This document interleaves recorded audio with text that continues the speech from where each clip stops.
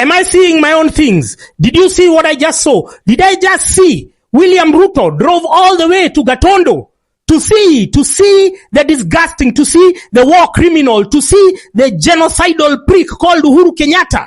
The head of the Kenyatta family criminal enterprise. We are going through the current mess because of Uhuru, because Uhuru left the country with 9 trillion in debt, which nobody can show you what it did. Let me give you an example. If Rironi and Mau Summit was to be converted into a super highway, that whole cost would be 180 billion.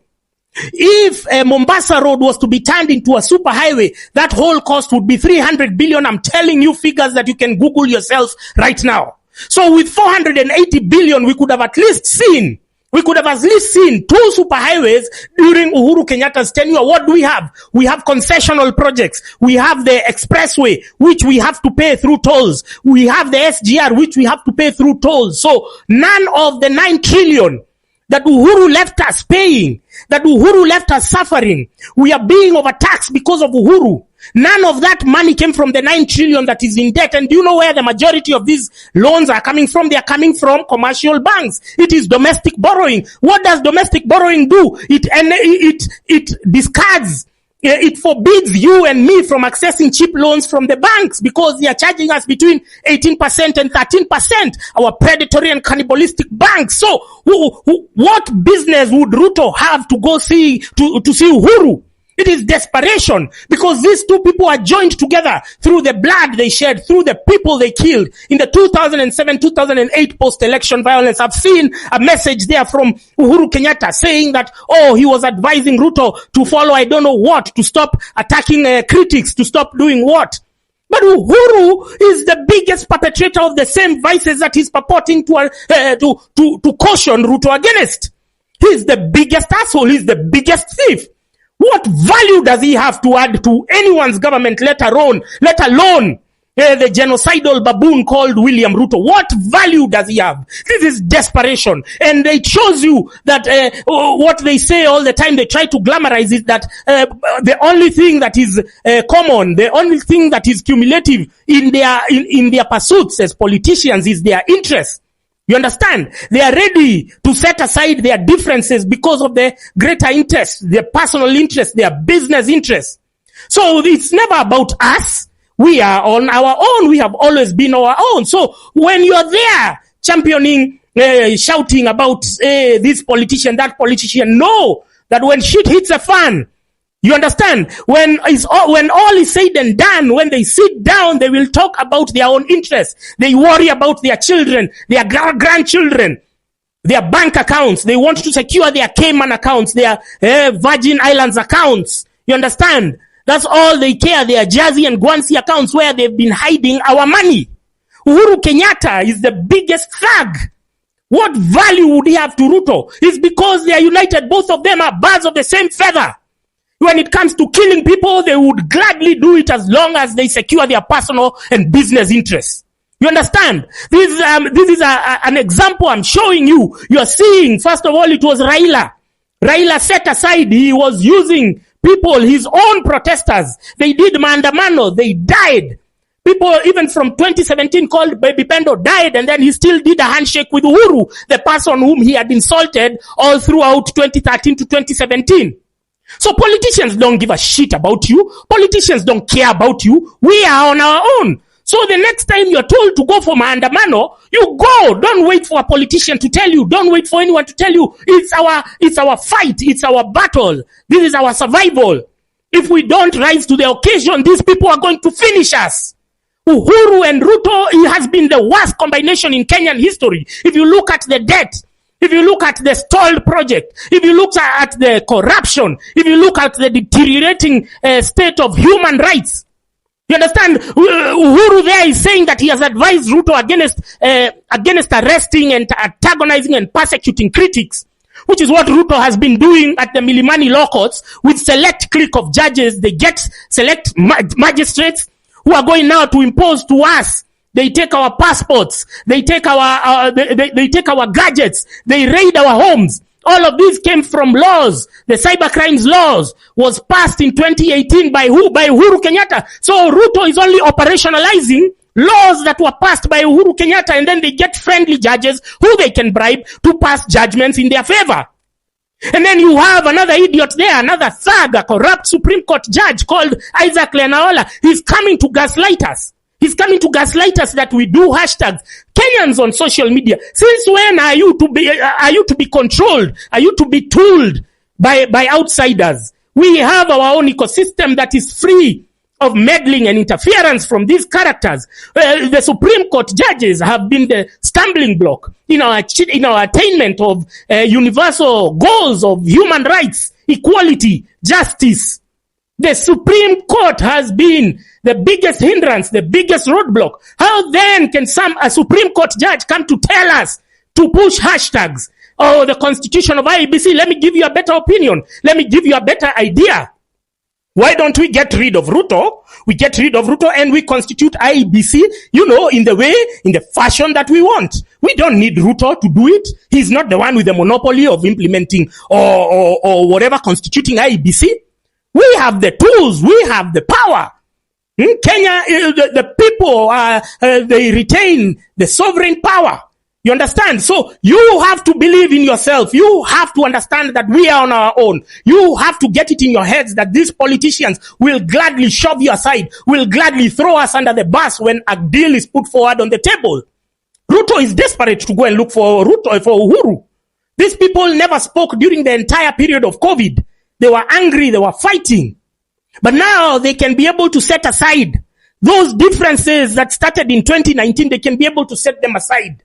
So that they can shaft us, so that their business interests can prosper. You understand? And the hints were there. You just were blind enough not to see them. You understand? You should have seen the NCBA CEO. He's called Gashora. He was saying rubbish. And I gave him a warning. I told him, you talk that rubbish again. We know where you live, my friend. He was there saying the economy is booming. It is booming because NCBA is one of the banks that has lent money to government. The money that we are paying, framed as domestic debt, which was not used for anything, we are paying extortionate interest rates because of a couple of banks. One of them is NCBA. One of them is Equity. One of them is KCB. Kenyans, the first phase of your revolution should have been to boycott these banks, to remove your money from these banks. You understand? So Uhuru, where the MD of NCBA had started doing forums with David Ndii and saying that the government is because they are lending money to government, money that they should be lending to you as individuals, to us as entrepreneurs, so that we can expand our businesses. Now they are giving it to government because they are assured that they are going to get their money back from government. What are you doing banking with those extortionists? What are you doing? Remove your money from those banks.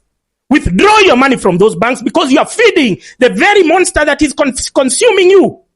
You saw this last weekend, Chepsaita Marathon or Chepsaita Cross Country, which the patron is Farouk Kibet, who was one of the sponsors. It was Brookside Dairy. What business do you have drinking Brookside milk? Are you crazy? Are you mad? You are enabling your oppressors. You are enabling the people who have put us in the situation that we are in today. That they can go and meet without any honor or shame. That Uhuru is there purporting that he was advising Ruto. What rubbish. Unatubebanga aje wewe Uhuru. You think everyone is stupid. You think this is those COVID days when you had us by the chokehold, when you had us censored and you were speaking through your propagandists. Uhuru, we are tired of you even more than Ruto. We are here because of you. We are here. We are suffering because of you, Uhuru Kenyatta. You're shameless son of a poacher.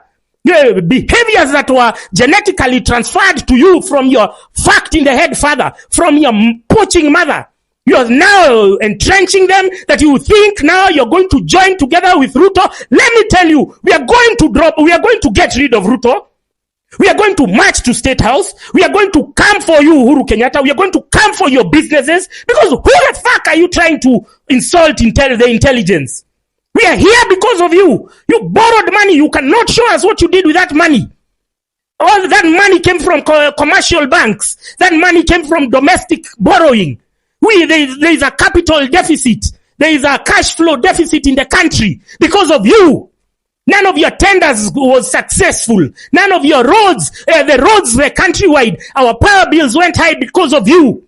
And you have no audacity.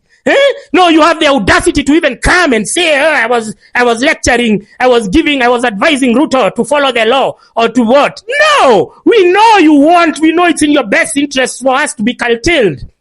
We know that Ruto's presidency has served your business interests more than anyone else. We know you're happy when the rest of us are suffering. You locked up and then you're there. You think that now you're going to pass those strategies, that now you're going to bring Mutahi Kagwe to try and lock us down. We are going to get rid of all of you. And it's good. It's good that you have unveiled yourselves. It's good that we are getting rid of Raila. It's good that we are getting rid of Ruto. It's good that we are getting rid of Uhuru. All of you oligarchs, you have taken us down the drain. You are still not tired. You want to milk us even at our very most vulnerable. And you think that we are stupid enough. You think that we are going to take this lying down. Uhuru Kenyatta, you disgust me. You are the person who has caused us all this grief and pain and consternation. And then you're still trying to make political moves. Other presidents around the continent are retiring. You are still trying to make political moves.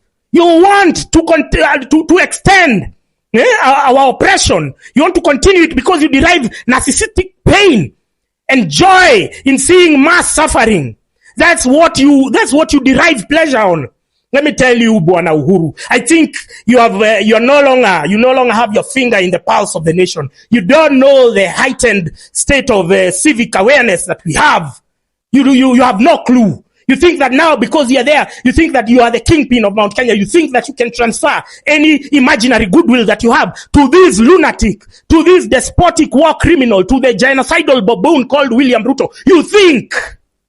You got it wrong, Mr. Uhuru Kenyatta. Na umetubeba ujinga for far too long. Uhuru Kenyatta, wewe. You and the Kenyatta family criminal enterprise. You left us with 9 trillion in debt. Not a single project to your name. You understand? Everything, the interest rates went skyrocketing. The electricity bills, everything, our businesses went down. Jobs. You brought Alcoblow, which is being enforced by William Ruto today, by the extortionists at the Ministry of Interior was started by you. You made Nairobi CBD die down. Jobs have disappeared. The health sector crumbled because of you. And you think you're going to insult our intelligence? Bro, you got me fucked up.